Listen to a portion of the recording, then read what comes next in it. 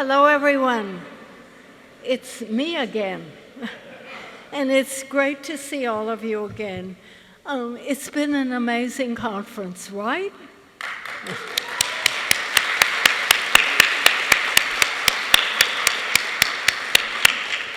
And it's going to continue. It isn't over.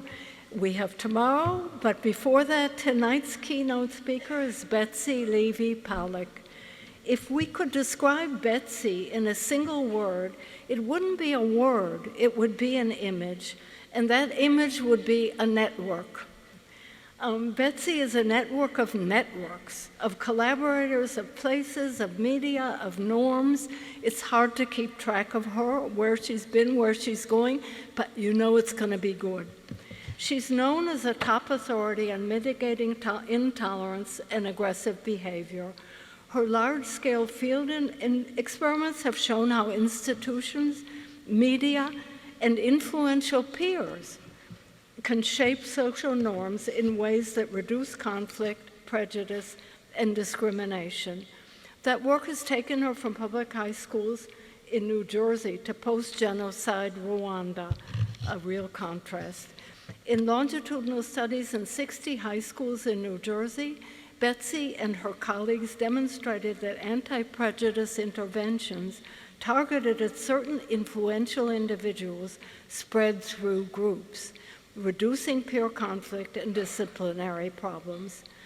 In an experiment in Rwanda, Betsy demonstrated that a radio show that featured an interethnic couple led people to view such relationships as socially acceptable, and which, while not changing their personal beliefs, did change their behavior.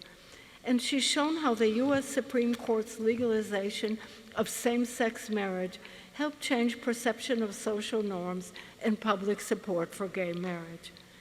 Betsy earned her PhD from Yale University in 2007.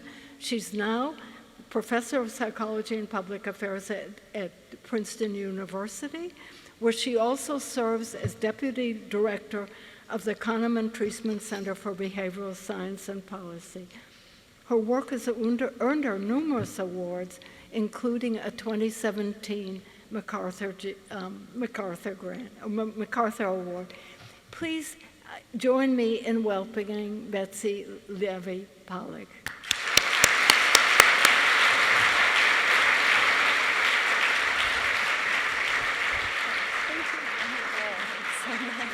For not saying the word. Thank you all for coming tonight. I know it's the end of the conference. I'm really happy to see you all, and I'm really happy to be here. I thought I would start tonight. Barbara just kind of gave a little bit of my talk for me. I'm going to try to talk about a range of studies that I've done with collaborators and speak to this question about how do we change social norms, and actually even just to question whether and why we should. And so I thought I would start with this image. Maybe some of you saw this in the news recently. It happened a few years ago, and the writer Maria Konnikova called me to talk about it. This is an image taken from a Brooklyn playground in Brooklyn Heights, which is known as a fairly liberal space. And she wanted to talk with me about the images of the swastikas in particular. The fact that one was backward and one was misshapen. This happened right after the election of Donald Trump. And after we talked, she wrote a piece, and I think she put it so well and sets up this question that I have, that I share with her, that I'm just going to read a brief excerpt of what she wrote. She wrote, "Apparently, the person engaging in hate speech didn't know what a Nazi swastika looked like. This was someone trying on the role of anti-Semite for size, someone who hadn't been a rabid neo-Nazi his whole life, but who felt emboldened by the election of a new president. It was a new behavior prompted by a new event. Were such incidents then the new normal? And if this shift of norms could happen with such speed in such an improbable location, then how quickly and how much might the norms of our whole society change?" So Konnikova here is worrying that what had happened in the United States was a shift in norms, a change in the idea of where this country is going, or what many in our country believe. And she came to talk to me because this wasn't the first time I had come across this idea or written about it. This is an image now of the countryside in Rwanda, which is where I did my dissertation work. And to be there, to talk to accused perpetrators of the genocide in Rwanda, almost 10 years later, which is when I was doing the work there, it was to consider a genocide that had happened without hate. What do I mean by that? There had been hateful rhetoric, and there were certainly structures in place that facilitated a genocide. There were weapons, there was a chain of command to communicate to citizens that they should kill. There was a media infrastructure to urge people on and to direct their killing, literally by telling them places to go in the countryside. But many people told me and other researchers in Rwanda at the time that they had not hated their neighbors in advance of the genocide, that when the violence came, it came suddenly. And though there had been no change in official law, that the violence had felt to them like it was a law. You should kill, everyone is participating in the killing. Rwandans hate Tutsi, even if you personally don't. So indeed, some Hutu husbands killed their Tutsi wives and their relatives during the genocide. And for those perpetrators especially, those who killed their own family, it makes one question whether they, in some ways like the graffiti perpetrators in Brooklyn, had really been ready to do this all along, waiting for the sign. And if they weren't, then what was it that had changed? So I was in Rwanda speaking with people at that time in 2004 to research a media program. It was a radio soap opera trying to do the opposite of the hate radio that had urged on perpetrators of the genocide. And the program was successful, I found, in changing listeners' behavior toward one another and toward authority. This is not a talk about that study, but the point is that what we found there was that the program didn't work by changing people's values or even changing their minds. It seems to have changed what people thought they should do, and specifically the direction that they thought their country was taking. So in a positive direction, it too changed their perceptions of norms. So why am I giving this talk? One reason is because we've been hearing a lot about norms in the world lately. It's the reason Maria Konnikova called me. It's what you've been seeing in the news, not just in the United States. Leaders are doing things. Populist, neo-fascist movements are forming all over the globe. And most importantly, things are happening that we thought were against the law or that were relics of the past. And so what are social norms? My research group has been asking this question since my time in Rwanda. That is, how can we change norms and when should we? But this is a long tradition in social psychology with a really distinguished history that we've just picked up on. Social psychologists, as you know, define norms as a perception of typical or desirable opinion or behavior. This is really important because, of course, we can misperceive norms. We're not talking about the actual objective truth of how many people believe that this is typical or how many people are actually doing this behavior. And we care about them because so much evidence has built up that they powerfully guide behavior. So starting with the work of Musafir and Carolyn Sharif, continuing through with Robert Cialdini through today, we found that individuals are motivated to stay within the bounds of what their important social groups believe to be normal, whether typical, whether desirable, and we're particularly motivated not to stick out. We take these social signals as evidence of what's likely true and what is likely desirable. But still, I think it's fair to ask, even despite all of this evidence that we've amassed, and given the big questions at hand today, the behavior of Nazis, of presidents, of genocidaires, of corrupt global financial systems, I think it's fair to ask, is it really norms we should be changing? So why not the law? Why not our social structures? What is the role of psychology in the world today with all of its problems? These are really big questions, and I hope to offer some incremental thoughts on this today, returning in particular to this toward the end of the talk. That is, I want to return to the question of why we should change norms. And first, what I want to turn to now is to address what we've been doing to research the how. So, how can we change norms? A few years ago, my graduate student at the time, Margaret Tankard, and I wrote a paper to try to summarize all of the different approaches that psychologists and others have been using to try to change people's perceptions of what's typical, what's desirable. And we put the ways that, the methods that people and researchers have been using into three general buckets.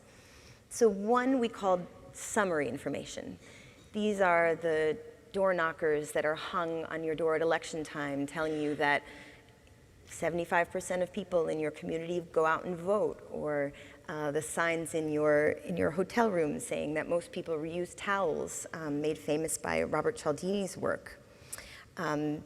It's what we get from learning about public opinion polls or vote tallies. What are people in my community doing? But another category would be the public behavior of my group members, right? So we infer based on what we see other people doing, what's typical in our communities, in our most important groups. And when we can't observe it directly, what we hear about through rumor, what people say. And then finally, we had this whole other class that we called generally institutional communications.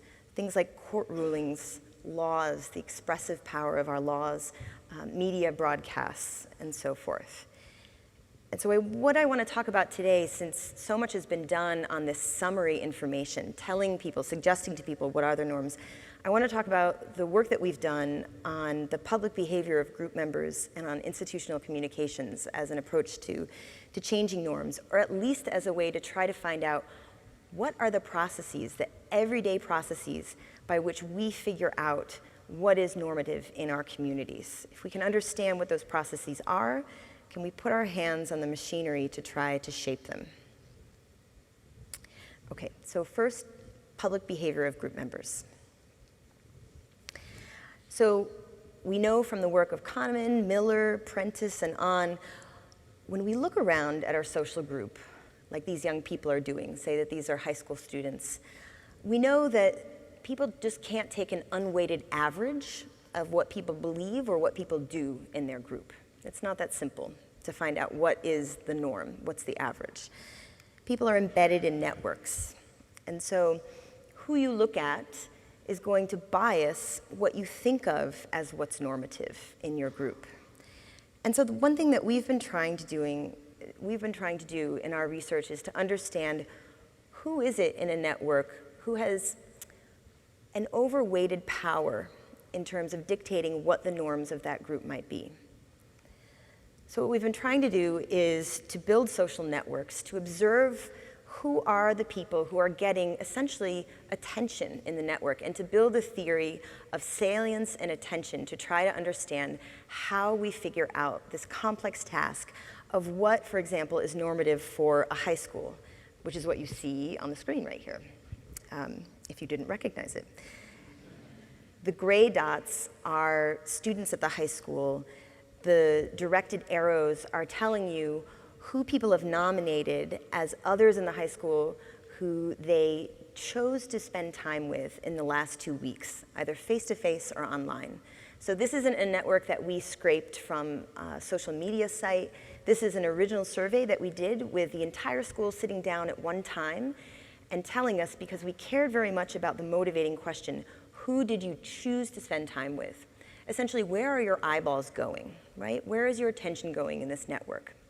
And what you can see here is that there are certain students in this network who are colored yellow. These are the people who we call social reference.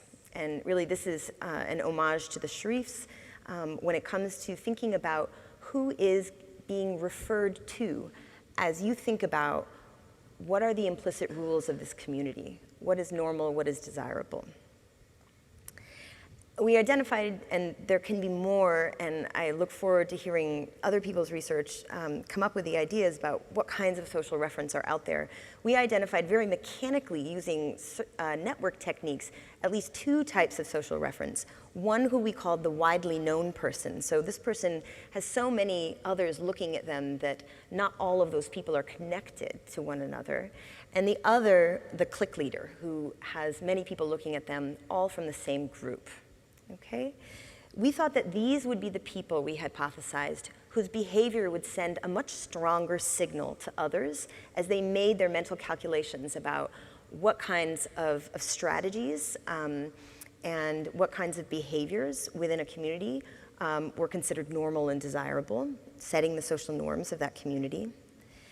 And what we subsequently did to try to test this hypothesis was to go to 56 different middle schools across the state of New Jersey and to map each school's social network. In all of these schools, which you're seeing sort of hypnotically flash before your eyes, is that we were able to identify the blue dots on these networks are the social reference at that school.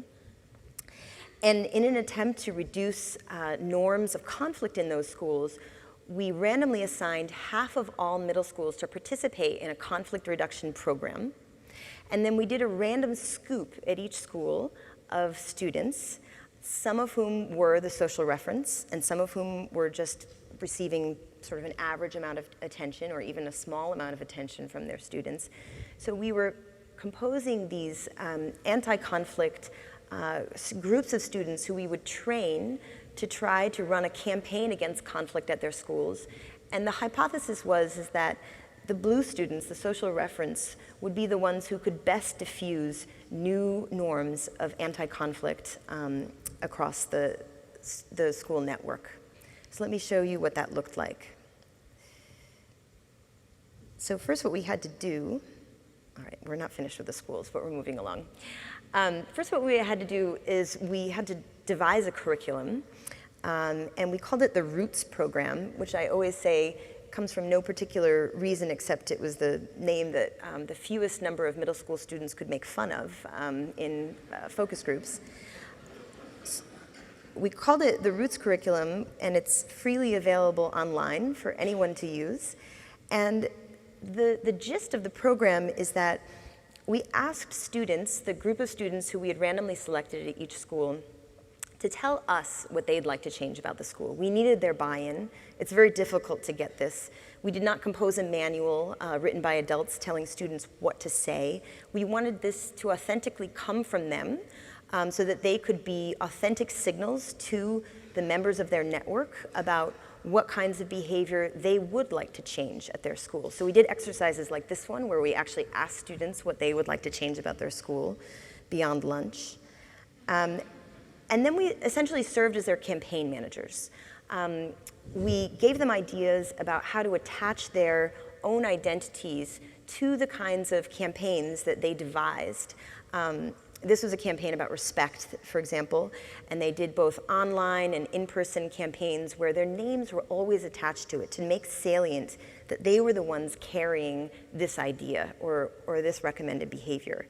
They did other things like wristband campaigns, always trying to make it very salient who they were and what they were recommending. So these wristbands say things like listen and calm down and include on them, and they would give it out to members of their network. And this happened over the course of the whole year. So what we were able to do is we were able to compare schools that had this program and didn't have this program, but also within the randomly assigned group of schools that had this program, they had differing concentrations of the social reference who were members of this team of students trying to change the norms and behavior at their school. So in terms of our behavioral effect, what we find is that as the proportion of social reference students in each group, in each school increases, the average number of disciplinary events at that school, this is administrative records that we gathered from every school of who was being brought into the office to be disciplined for conflict, sexual harassment, et cetera, anything that had to do with peers. that dropped significantly, up to about a 25% drop in just administratively observed events. And then when we did surveys at the end of the year, this is a nuanced figure, but let me take you quickly through it. What we find here is this very nice diffusion effect. So if you look through the network, what this is telling you is that the students who have been randomly assigned to the social reference are the ones who have the highest level in terms of looking at the treatment schools of anti-conflict norms. They were the ones that were most likely to say or to agree the most strongly with statements like, it's not okay to make fun of people because they're fat, or other types of questions like that, that specifically asked about how many students at your school think it's okay if you do X, so make a joke about race, for example. But as you go down, these are the students who, by dint of our random assignment, were less likely to be exposed to either anyone at all in the program, or they were exposed to students who were in the program but who were not social reference. What's really nuanced about this is that these are the control schools up here. They actually look like they have very similar norms compared to the students who are exposed to our social reference students. And this is a wrinkle that we continue to work on, that it seems to us that in contexts where you intervene, one thing that happens right away is that people assume that the norms are very bad. It sort of makes it a little bit interesting as a contextual feature of these types of studies. But what I want you to take away from this figure is that we see this diffusion of norms, and the people who are the best at diffusing these norms are those who are getting the most attention in the networks, which makes them really smart people to target for these kinds of interventions. Okay, let me turn to institutional communications, because we've also been trying to do some work on this on a number of different levels. And let me first give you the intuition about what we think about institutions. Why should they shape norms? There are a number of reasons. You all can probably think of a few more, but here's the reasons that we've been thinking of. First of all, many institutions, those that are trusted, those that are legitimate within a community, they're considered by people to be experts, bellwethers, if you will, of where the society is or where it's going. So they're good signals. What they do and what they communicate represents a signal to people in the community about what is typical right now, what is desirable, or what will be. Many people also think that certain institutions are reacting to society. So in a sense, they're like Robert Cialdini's social proof. They're telling us through their pronouncements how our society is doing and how it's thinking right now. And then also many institutions are highly visible. A lot of people are observing these institutions, and I'll tell you specifically some examples of those in a second. So in this way, they almost serve as the middle school social reference, or they provide more social proof to people because they create these opportunities where everyone is looking, but you're also aware that other people in your community are looking at the same time as you. So mass media is an example of these kinds of institutions. And I already mentioned briefly the experiment that got me started down this road in Rwanda. I'll tell you now about an experiment that we just completed in Nigeria. And this is an experiment that we did to try to increase rates of reporting corruption in Nigeria. Nigeria ranks as one of the countries in the world with the highest levels of both petty all the way up to governmental corruption. It remains one of the poorest countries despite massive oil supplies and natural resource richness. And this is a study that I did with Graham Blair, also Rebecca Lippman, who will be on the job market next year. And the idea here was, can a media program, and in this case, a Nollywood movie. How many of you know what a Nollywood movie is? Great. It's the third largest movie industry in the world after Hollywood and Bollywood. After that comes the Nigerian Nollywood.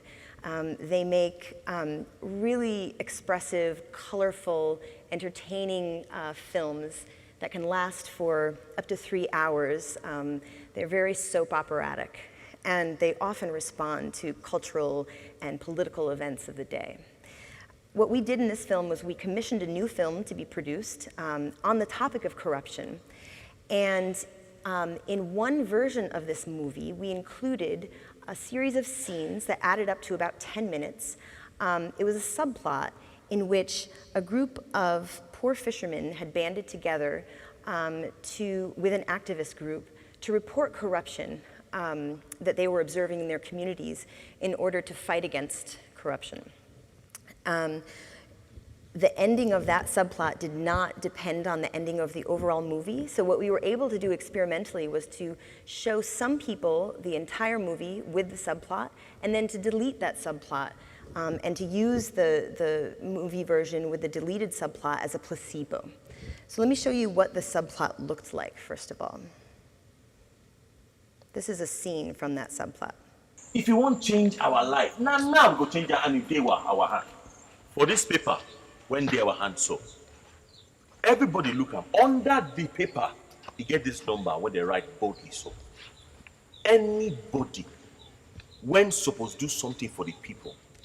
Anybody when supposed to do one small contract, what you say job, any leader when they corrupt, send report of that person to this number and a free of charge. This one you're not even done with it. I said be going, I'm coming, I will meet you.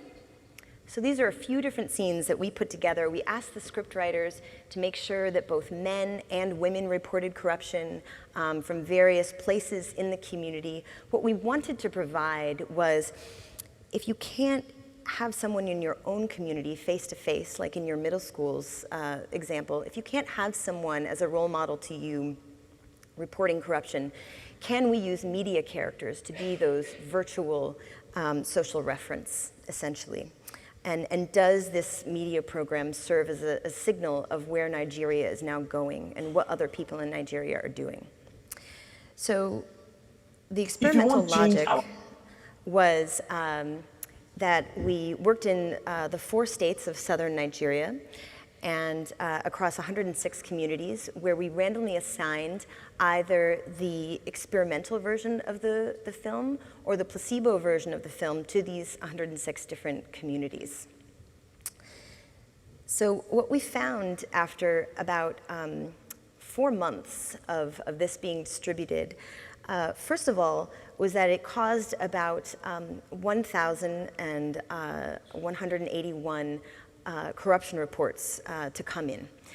What I forgot to just mention to you is that we had actually collaborated with an activist organization to set up the actual corruption reporting hotline, which was advertised in both the experimental and the placebo version of this movie. So everyone was able to actually text in a corruption report, and it was advertised by this film. Only some people got the model of these actors actually doing the texting.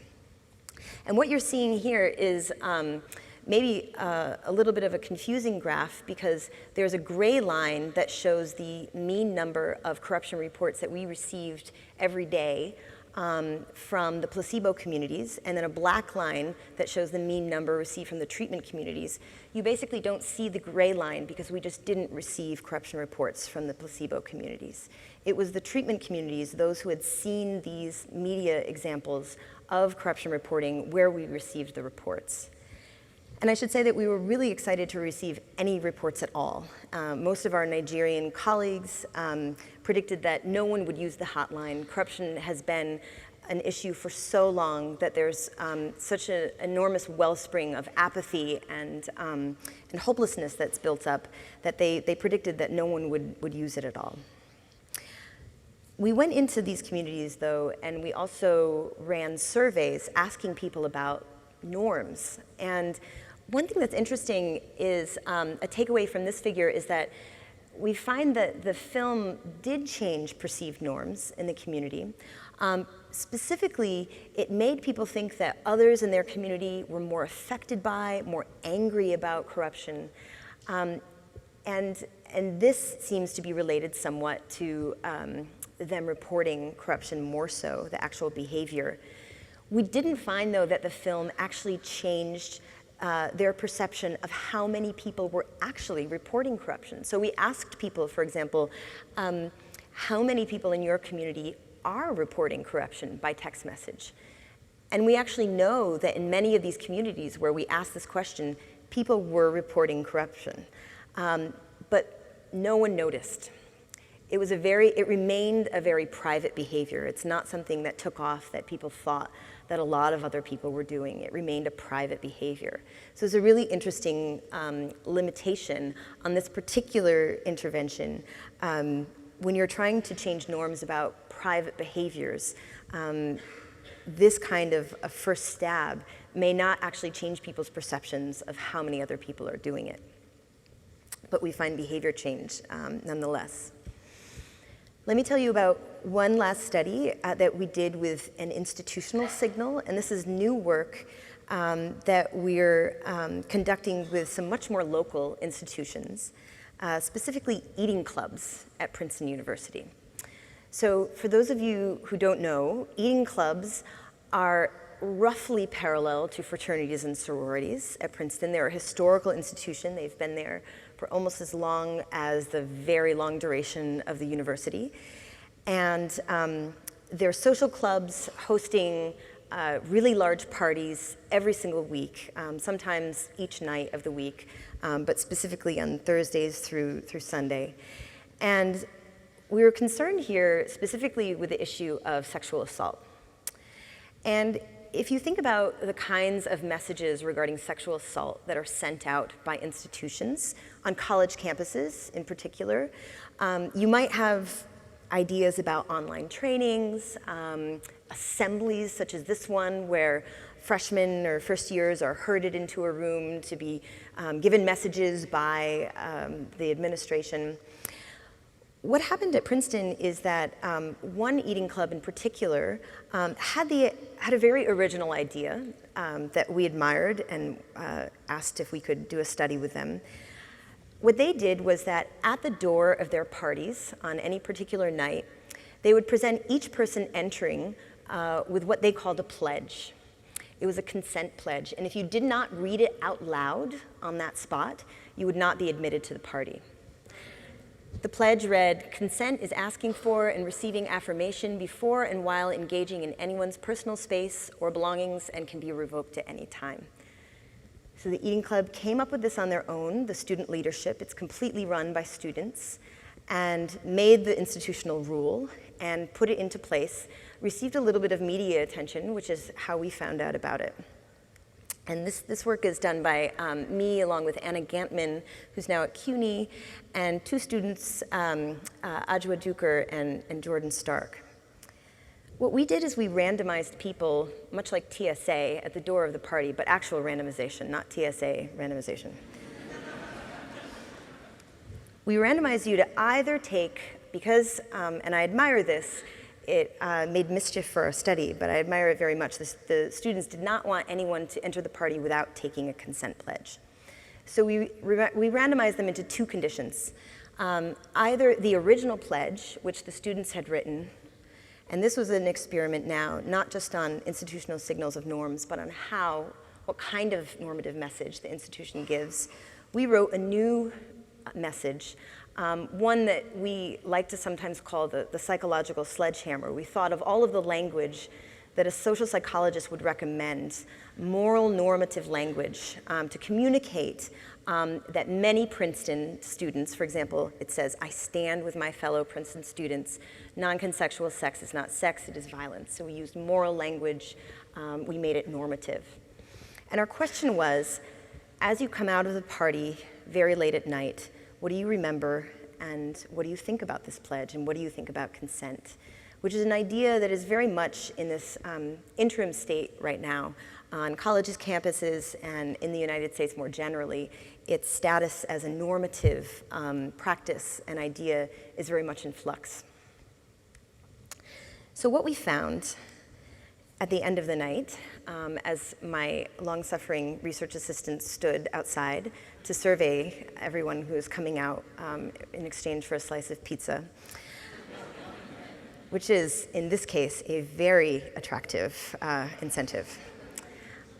We found that it was as we had hypothesized, so this is the as we hypothesized part of the story, that normative messaging led to more agreement that other students appreciated the consent pledge, an idea of norms, and that other students have responsibility to obtain consent in these situations. We found this at the Eating Club, where they had instituted this practice over the course of the semester. We redid this experiment at another Eating Club, where this was the very first time that anything like this had ever happened. And we found exactly the opposite. So to summarize in one figure, that's too small for you to read, but I'll tell you what to take away here. At the top part of this figure, you see all of the questions that show a positive effect for the normative pledge. This was in the first Eating Club in which we did this randomized experiment. And in the other club, where the pledge was new, where it was a completely new innovation, we found that students actually responded more strongly to that original pledge, the one that didn't have normative language, that was a bit more legalistic and a bit more restrained. You remember, it didn't even mention the word sex. It was, in a word, weaker. Okay. So, how do we shape norms? How do we shape behavior? I've tried to build a bit of a broad argument about how we can change norms and behavior by changing certain types of peers, public behavior, and also how we can do this through institutional messaging, through mass media, and even through the local institutions that really guide and shape a lot of our lives, like these Eating Clubs did so importantly for students on my campus.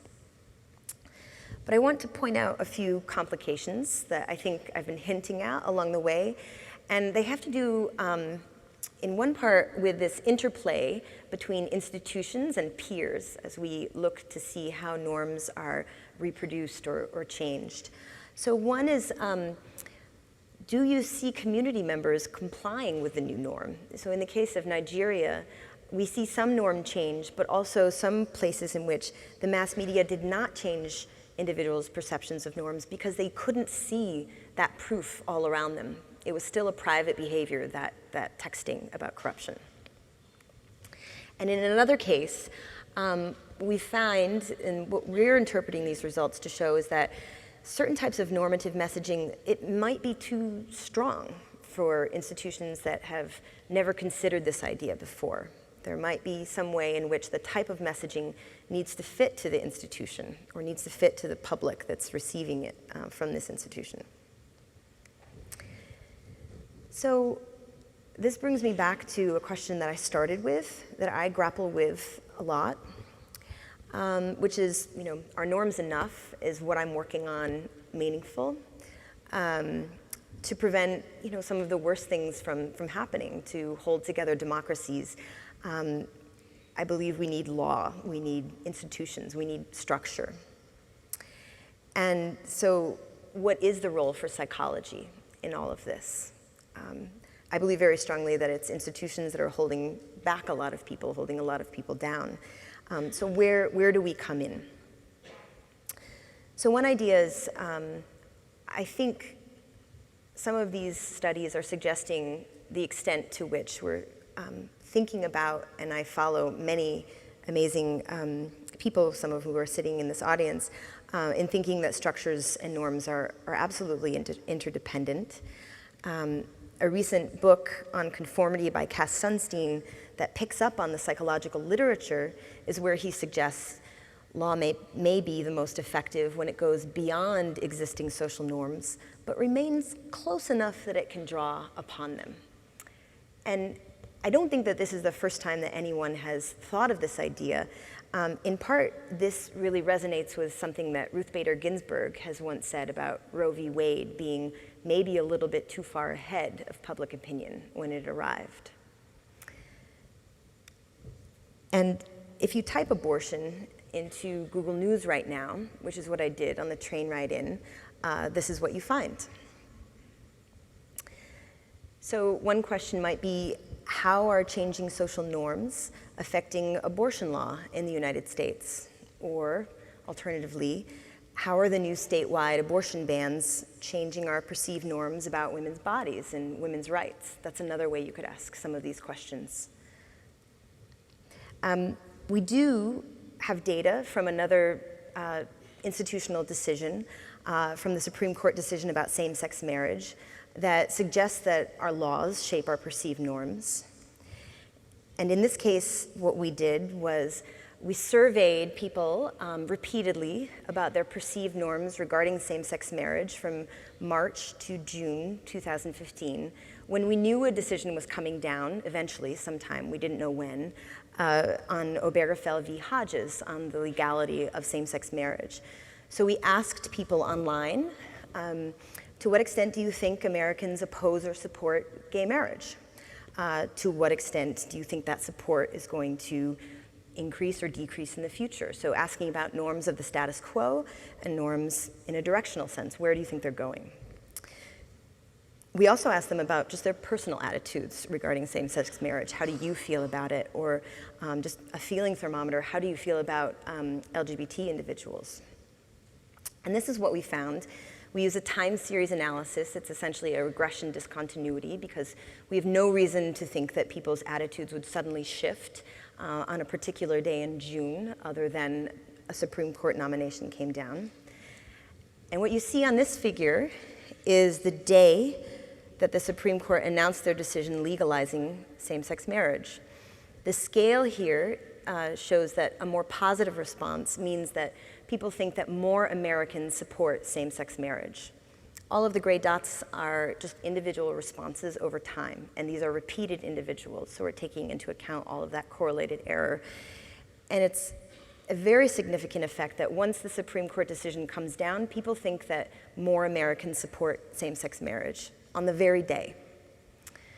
This is an effect size that compares to over a decade of public opinion shift on gay marriage, if you need an effect size comparison.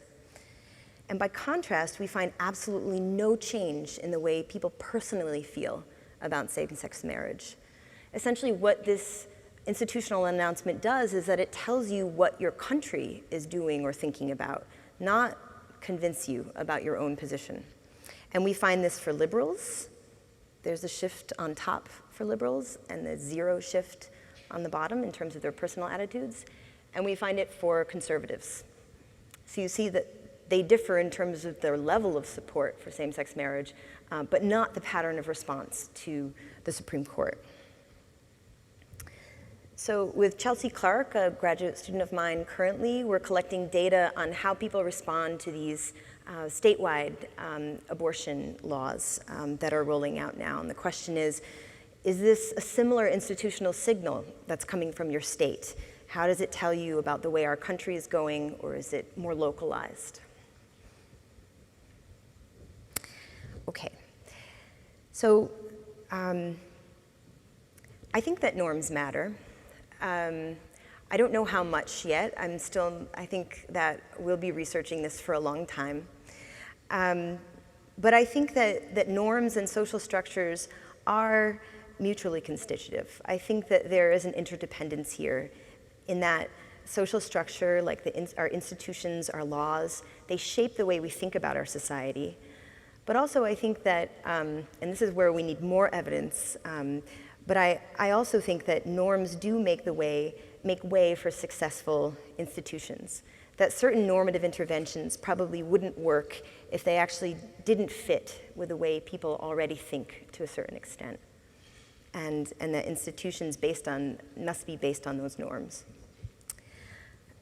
And likewise, I think that norms and what so many of us are after, behavior and behavior change, they are also mutually constitutive to the extent that norms shape our behavior. That's what we've been learning about classically since the early days.